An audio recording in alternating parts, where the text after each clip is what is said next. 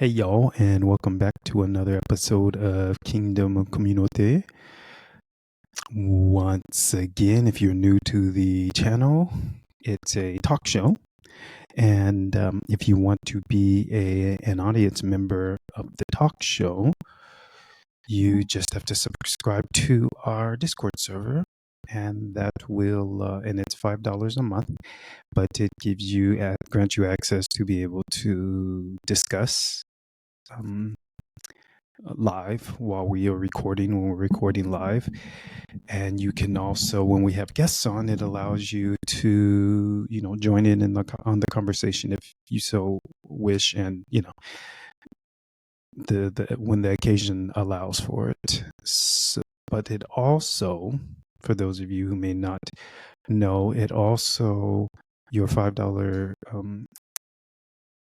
fee, Discord fee, contributes to our business plans to create and grow a a to create multiple businesses and grow them in correspondence with what we believe, you know, kind of the work culture should be, where you get paid properly, well, you get the vacations that you need, that you want. The work environment is great and the business is sustainable.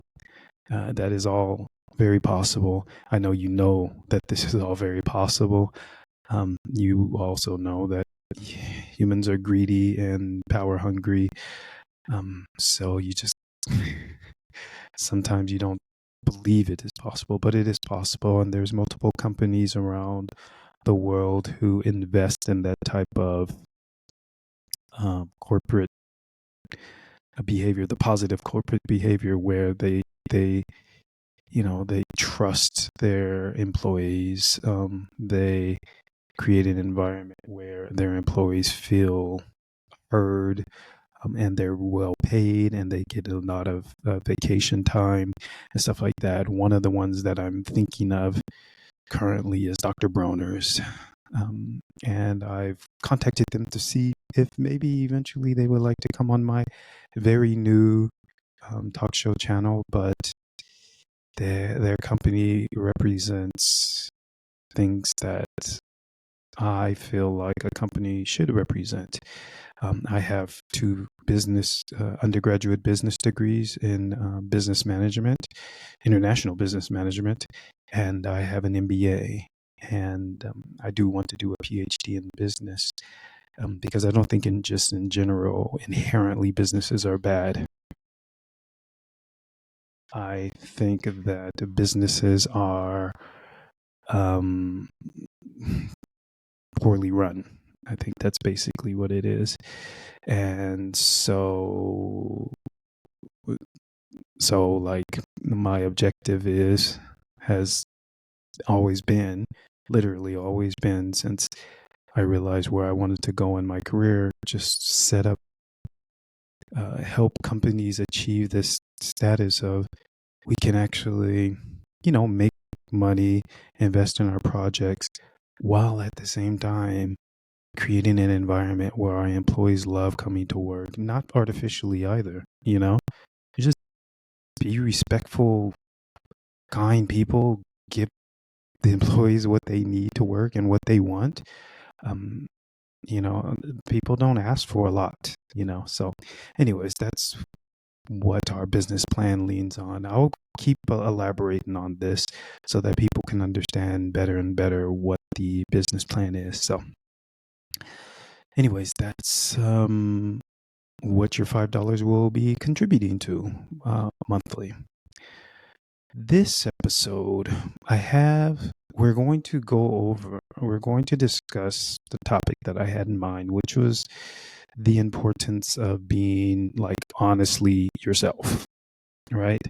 But, and I have my notes here, but I also wanted to address something that I've been noticing more and more. I know it's always been not always, but it's been in the US for quite some time, but it's also now I'm starting to recognize it's coming over. It's in Europe as well. Not coming over. I'm just like it's growing, I should say, more and more in Europe and France, especially, but also in Geneva, Switzerland, where I'm at.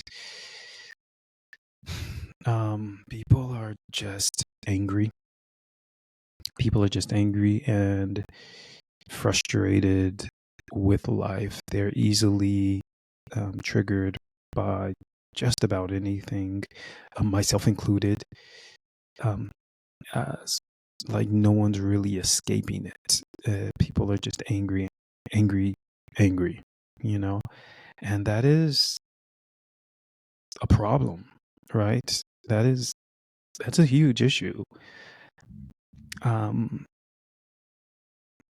I think one of the things that kind of cause this or really contribute to this is the fact that people don't feel like they can be themselves. There was a lot of issues. I know that there's an issue among people who are overworked, underpaid, treated like crap, not listened to.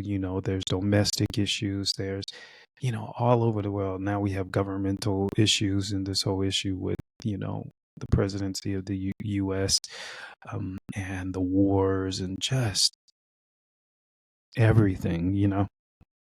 Um, and I don't want to try to assume that I know the answer to fix all of those things, but I do know the answer to fix some things, um, especially when it comes to like business and organizations and stuff like that. I do know that humans are the key.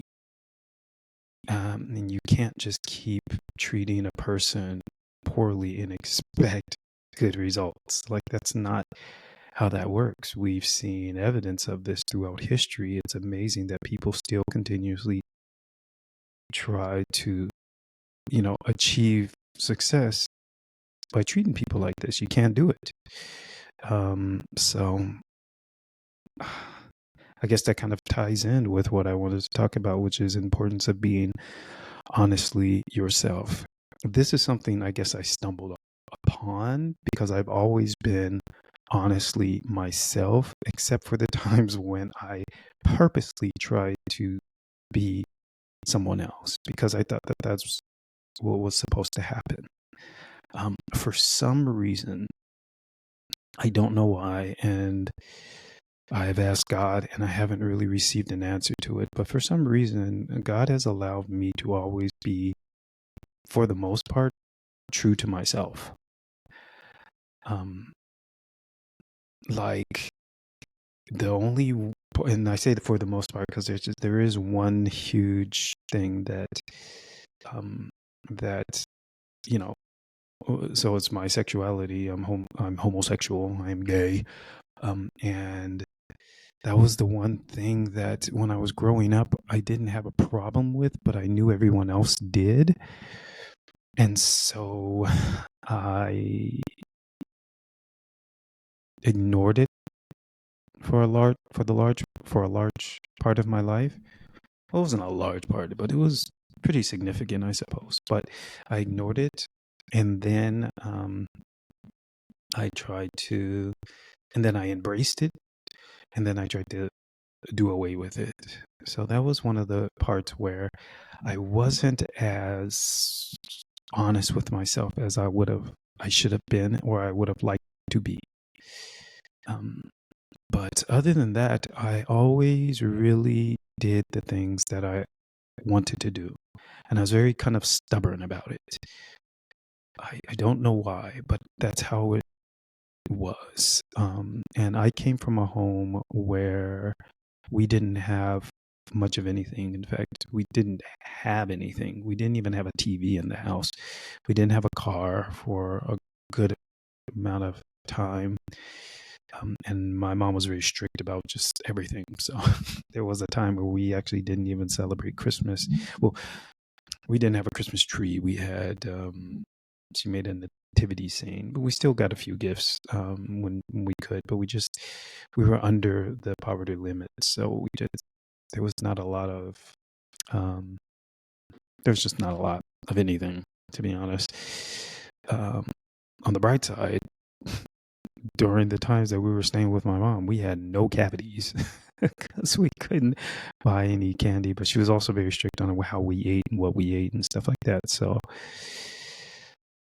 yeah, but I grew up, apart from hiding my sexuality, I grew up not really knowing how to compromise, you know? And the thing about my sexuality was somehow I was convinced, I knew people didn't accept it. And somehow I was convinced that if I prayed enough, it would go away. That is not the case. I know people still preach that that is the case. It is not the case. It doesn't go away. It's not meant to go away. It will not go away. That's very similar to, being born like a fish and then begging to God that you are turned into maybe like a falcon or something to that effect. It's not something that's going to happen. But the reason why we feel this way is because of the pressure that's around us. If we were allowed to just be ourselves and accept who we are, and know that God will give us the things that we need and the things that we want, we would be very comfortable in our own skin, just, being gay, right? And we get to find other people that are, gay or bi or, pan or whatever. And so we can find our own, partners and stuff like that. But humans love making enemies. They love making them because it gives them kind of, I don't know what it is, but I feel like it gives them a satisfaction of knowing that they're fighting or whatever, but they're fighting other humans. The humans aren't the enemy. We're not the enemy, but humans like making enemies of other humans. And I don't know why. It's not the case. We're not the enemy, right? So gay people are not the enemy. So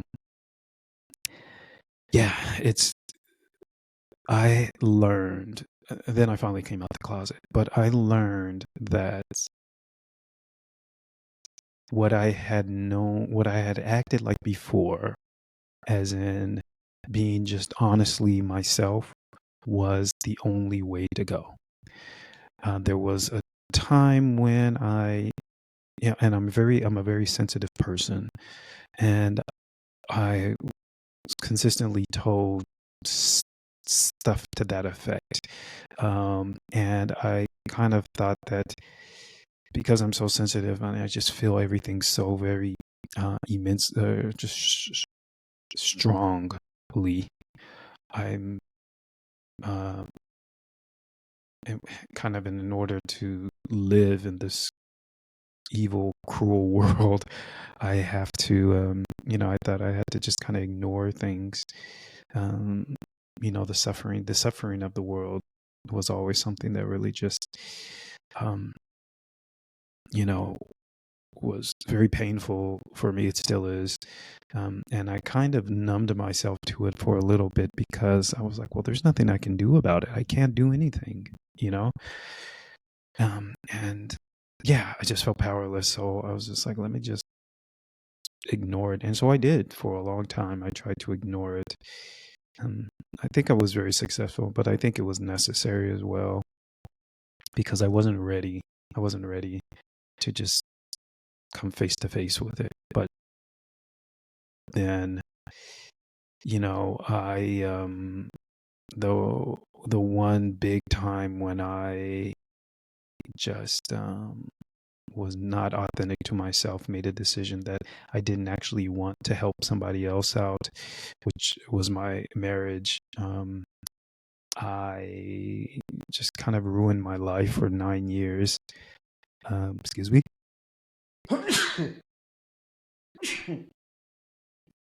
Sorry. Yeah, because I just was doing something I didn't want to do. I wanted to be in a relationship with my husband, but I didn't want to be married because I knew what marriage would do, and it did exactly what it would do, what I thought it would do. And I tried my best to kind of be keep it at all of those negative results in marriage at arm's length, and that was I was it was it was futile, and yeah. So, anyways, but it was it was foretold to me in a dream that would happen. So I guess there was really no way about it. I didn't know how to avoid the situation. But now it's over. So it's it's done. But yeah, I learned that lesson, which was just be yourself and do the things that you want to do. If you take God with you, and this is what I strongly recommend to everybody, if you seek God, and even if you don't want to know God, if you seek God and tell God, I don't really want to know you, but if there's like this tingling in the back of your head or something like that, I would strongly recommend knowing God, or like not knowing God, but just talking to God. If you can develop a relationship with God, that's even better, right? Because when you do go after the things that you want to do, it's highly likely it's not going to be something that um, is is fully supported, maybe by the people that are around you, because people like comfortability, and they like the known. So the unknown scares people, and they are run by fear. You are probably run by fear as well. I have some fears. A lot of my fears have dropped off since really knowing and understanding God, and Jesus has been really, or the Holy Spirit, I suppose, has just really been working on me, showing me, you know, allowing crazy things to happen to me, and I'm like, why? But then, you know, creating a way out of it just as, as quickly for some things. Other things hasn't been the case, but it works. Everything works much better, especially if you're going to go after your own, do the things, your desires, the desires of your heart. It it works much better, in my opinion, if you are doing that with God, because you lose a lot of your fears. You before you before I was afraid of humans. I just was afraid of everybody. Now I'm very much less afraid of humans and what they can do. A lot of people don't do a lot of things simply because they're afraid, like of what their family's going to say or do, whatever. I totally resonate with that. I totally understand that. When you get to know God, when you walk with God, you will understand what that scripture means. I don't have it right here, but it's something. I think it's in Ezekiel or Isaiah or whatever, and he was like, "Who are thou? Who art thou that thou art? Um, or who is man that thou art afraid of him?" or something to that effect. Um, it was like, "Man will something turn into dust," or something. I can't remember exactly, but that's basically what that's what I'm talking about. Is like God was like, "What, man? I snap my fingers and they disappear. What do you mean?" You know, or he could. I don't know if he's ever done that, but if you look at the story of the Tower of Babel, which is one of my favorites, to help people understand just how little power humans have. I tell people, I'm like, just the way that the story is told, don't assume this is the way it went down. But, you know, God's just like, all I did was blink, and and these people could not communicate with each other. Like, he didn't do much of anything is the point. And all of a sudden, no one, and they couldn't communicate with each other. right, to finish this tower. And the tower wasn't the problem. The problem wasn't that they decided, oh, let's build a monument to, they built this tower to defy God because God said, well, I'll never flood the earth again. And they were like, we don't believe you. And God's like, but why? I told you there was going to be a flood, and there was a flood. And I provided a way to escape, and your ancestors did not take it. Why don't you believe me? You know? And they thought that they were going to, they thought that they could do whatever they wanted to as humans. It's funny sometimes to think about the audacity of humans. We're so weak, we can't even prevent our own deaths, and yet we um, act like we are gods, right? And we're not. Like, so when God's like, why are you afraid of humans? Well, we know why we're afraid of humans. It's because, people that we put in power or whatever, or people who just are uh, have no scrupulous, I think is the word. They can kill you. You can hire a hitman, make you disappear, stuff like that. Yeah, we've heard all the stories, conspiracy theories or not. Like, it's definitely possible. We are what what happened to the kings of England, back in the day or whatever, the little kids locked away in prisons and stuff like that. Humans are horrible. The torture devices. Are you kidding me? Humans are horrible. Humans are the bane of this world's existence. But so we know why we're afraid, but God's like, but I'm your protection, and we've lived our life so long not experiencing God as our protection that we don't believe God. That's just the long and short of it, is that we don't believe God, right? Back in the day, they had more of a contact with God, but more and more over the years since, Jesus was here, more and more over the years, we've had no prophets, and we've just turned more and more away from God, and we've questioned whether God exists, whether God will protect us and stuff like that. And God understands. God understands completely. Like they understand why I use it as in the singular form, but they understand why we don't believe, why we don't know, right? And they're consistently trying to kind of get our attention, right?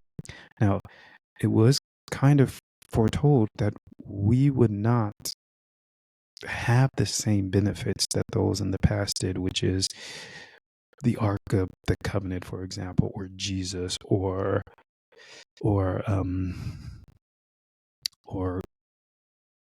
God speaking, I suppose, directly to us like Adam did. Now, I've heard God's voice twice, but that's it.